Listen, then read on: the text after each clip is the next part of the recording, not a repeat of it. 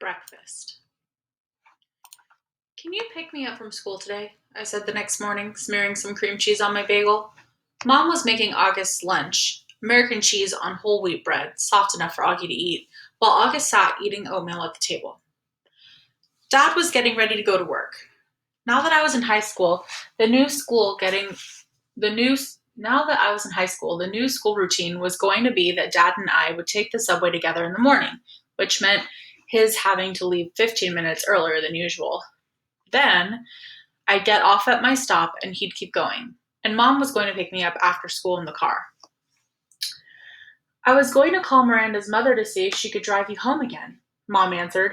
No, Mom, I said quickly. You pick me up, or I'll just take the subway.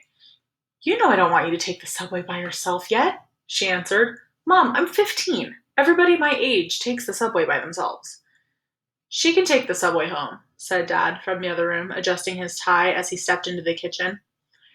Why can't Miranda's mother just pick her up again? Mom argued with him. She's old enough to take the subway by herself, Dad insisted. Mom looked at both of us. Is something going on? She didn't address her question to either one of us in particular. You would know if you'd come back to check on me, I said spitefully, like you said you would.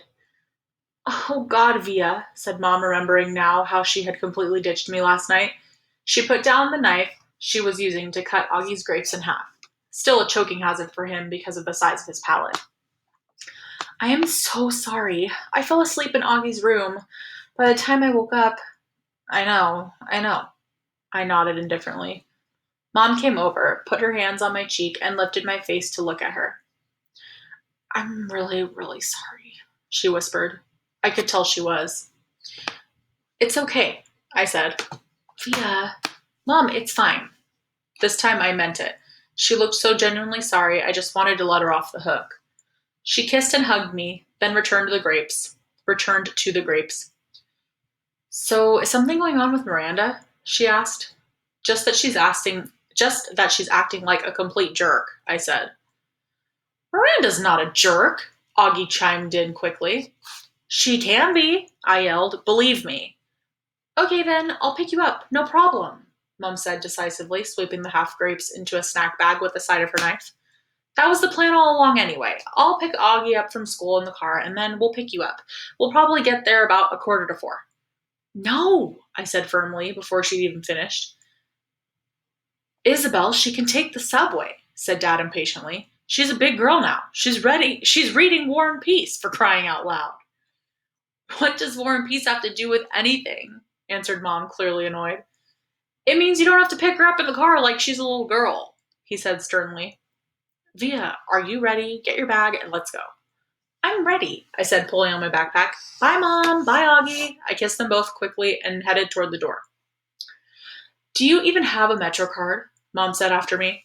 Of course she has a Metro card, answered Dad, fully exasperated. Yeesh, Mama. Stop worrying so much. Bye, he said, kissing her on the cheek. Bye, big boy, he said to August, kissing him on the top of his head. I'm proud of you. Have a good day. Bye, Daddy. You too.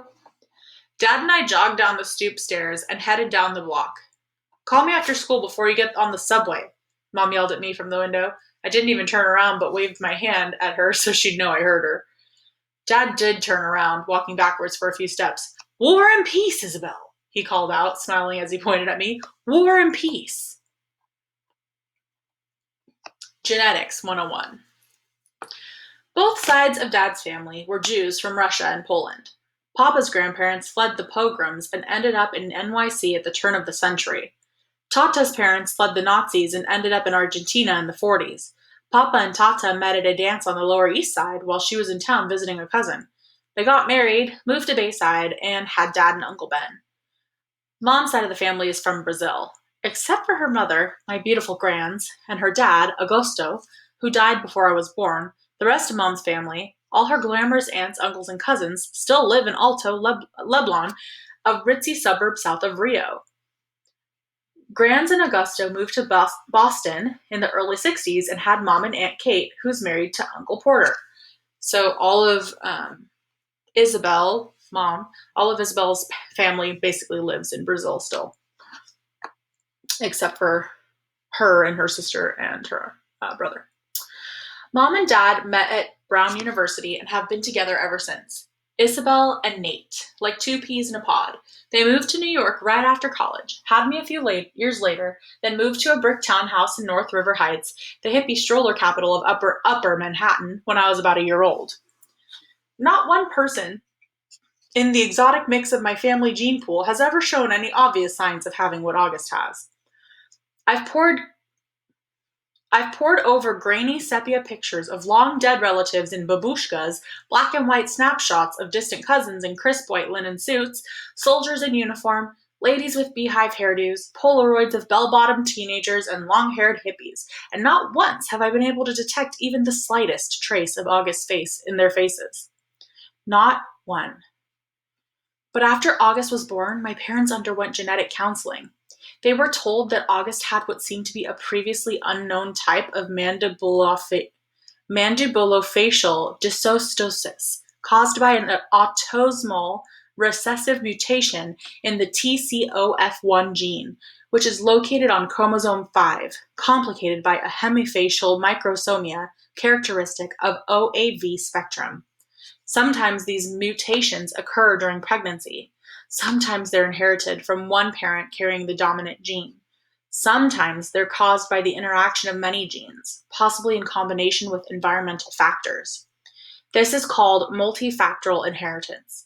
In August's case, the doctors were able to identify one of the single nucleotide deletion mutations that made war on his face. The weird thing is, though, you'd never know it from looking at them.